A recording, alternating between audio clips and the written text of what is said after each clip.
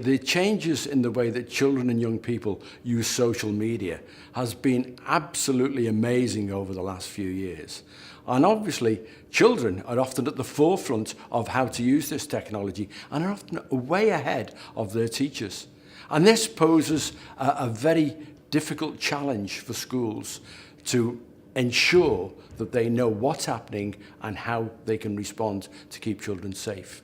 Schools, we always say, are often at the vanguard of online safety issues. They're the ones that are encountering some of these most. We see so many different technologies in use by so many different children, and we're seeing that really diversifying.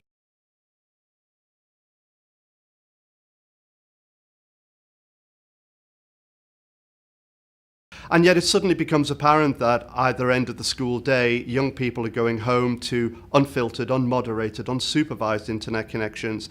And most of the issues, therefore, are happening beyond the school's own geography and timetable. And yet schools are expected to be able to identify those things as part of their wider safeguarding commitment.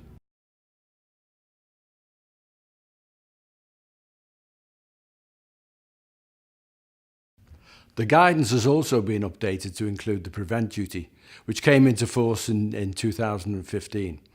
And of course, it means for schools that tackling radicalisation and extremism is actually a safeguarding matter.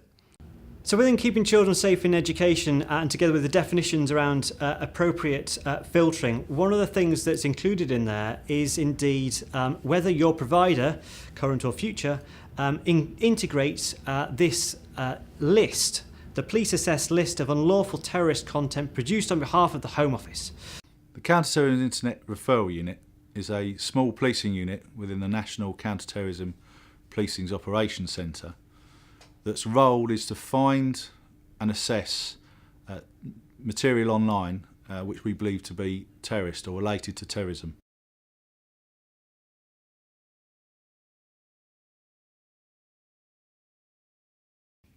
The Internet Watch Foundation work internationally to eliminate child sexual abuse content.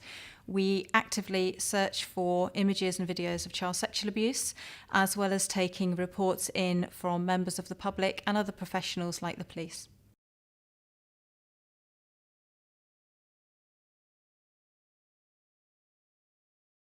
Whether the filtering and monitoring that you've provided are fit for purpose. And purpose means the size, the perspective of the school, the culture, the age range that it covers. And hence, when we talk about filtering, or indeed we talk about monitoring, we're thinking in terms of whether there is a granularity in that approach that allows different parts of the school community to gain the right sort of appropriate access. And that's a big ask for many schools because that's a technical issue, and it also has financial implications too. Schools who lock everything down do not provide the right environment to be able for young people to be able to manage their own safety or indeed to teach it. For example, inclusion of age-appropriate filtering. So, for example, in an infant school, the filtering would be different to that of a sixth form college or a secondary school indeed. And how flexible are the systems to be able to cope that and to accommodate those expectations to enable and support learning? Because as the question is asked around overblocking, that is a significant issue.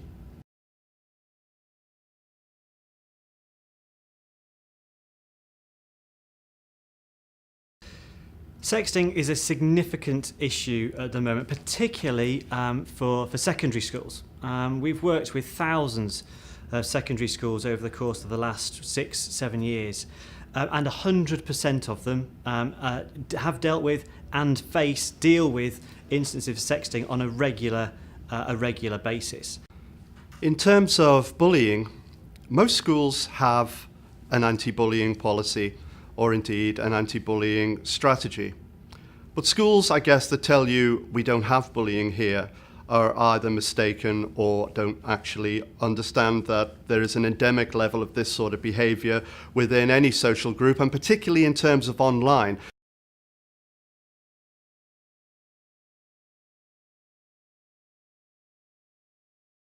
Well, this is an area that you should expect scrutiny when Ofsted come, because all Ofsted inspectors have had recent and up-to-date training on safeguarding, particularly online safeguarding. So you should expect that they will be interested in this area. In terms of integrating those standards into the inspection frameworks, we've also then produced guidance to support inspectors, because it can be very daunting, very difficult indeed, for anyone asking questions as to, well, why are we asking these questions, indeed what the response is that we should be looking for. Ofsted are astonishingly good at identifying loose ends and then just pulling at those loose ends. And so one of our contributions has been around identifying what those loose ends are from an online safety perspective.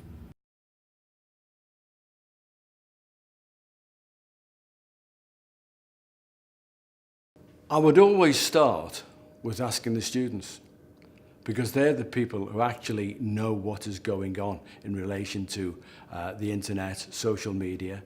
And I think schools would be well advised to start by considering what the students say are the issues that are facing them. In the new Keeping Children Safe in Education guidance, it specifically talks about a school's capacity and responsibilities to educate children and young people in online safety and around building that resilience. And I think that's a really important component. We also know too that schools who have effective education programs are more effective at providing the right environments for online safety. And by effective education programs, we talk about ones that are threaded through the rest of the curriculum, that have scope and progression, rather than just the very inconsistent and dips into this that some schools have, either following an incident or at certain points in an ICT curriculum.